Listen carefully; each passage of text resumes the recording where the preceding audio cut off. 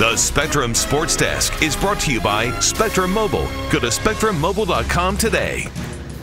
All right, John Chandler starting with an injury update for us. Yeah, and Natalie and Davis, as impressive as the Nets have been of late, they know that they need Kevin Durant in order to compete for a title. Well, Kevin Durant isn't ready to return, and the Nets are not yet ready to panic, even though they're pushing his timetable back now. A follow-up MRI showed Durant's strained hamstring needs more recovery time, so he won't be back on the court with Brooklyn until after the All-Star break. That was today's news. Head coach Steve Nash says anytime you have a Lamborghini in the garage like Durant, it's meant to be on the road. Well, something good is happening with the Rangers, now winners of 3 of their last 4 games, and fans finally got to see it in person tonight. The Rangers at the Garden honoring 4 registered nurses from Northwell Health. They got an ovation from all of these fans, about 2,000 of them in the building. That is capacity these days. Felt like the Rangers were on pace to score a goal for each one of them, too. Up 1 on the Bruins in the second. Ryan Strome to Adam Fox. He launches a missile of a power play goal. It's 3-1. Make that 4-1. 12 seconds later, Chris Kreider does just that from an impossible angle.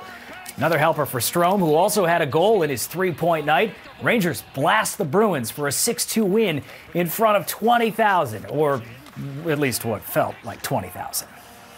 It was crazy, honestly. I think 2,000 people or whatever it was I felt like it was pretty full. I think I had some goosebumps in the national anthem there. It hasn't been a while since I felt those. So I think they definitely brought us energy.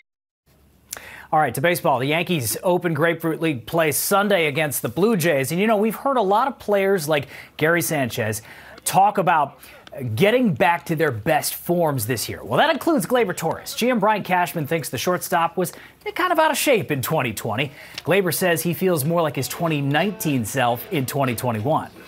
Say like 2020 is a big experience to me because things like never happened during my life.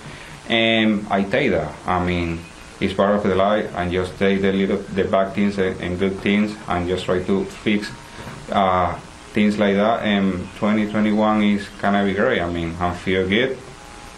I think we all feel that way about 2020, just like Gleyber. Well, Pete Alonso also plans to rebound this year, and he has plans for the Mets, too. Big plans. Bring back the black Mets jerseys and let fans wear them for Friday night blackouts at Citi Field. All of this, Pete envisions building towards the ultimate block party, a 5-borough celebration of a Mets World Series title. Now, this vision had Twitter buzzing today. Not that Pete was aware, since he has deleted his social media. Says he wants to live in real life. And in real life, the Polar Bear sees a Mets team built to win now.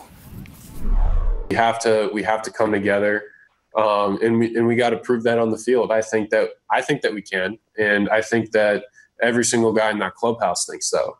But we got to do it. We got to go out there and we got to walk the walk. All right, last stop, Bradenton, Florida. Oh, look out. Round 2 of the WGC Workday Championship. I mean, word of the wise. If you're going to hit it in the drink, I would just leave the ball retriever in the bag. You don't want to mess with that guy. Gators were lurking. And so was Brooks Koepka. Don't want to mess with this guy either. Made his charge with this birdie on 8, 1 of 7 on his card today. Koepka leads 3 others by a stroke at 11 under. Round 3 coverage, Gators and all, begins 2:30 tomorrow right here on NBC4. David and Natalie, that is some like next level concentration. I don't know that I'd want to be lining up my shot and a Gator is right there. No. Not me. Pretty intimidating. All right, John, we'll be right back.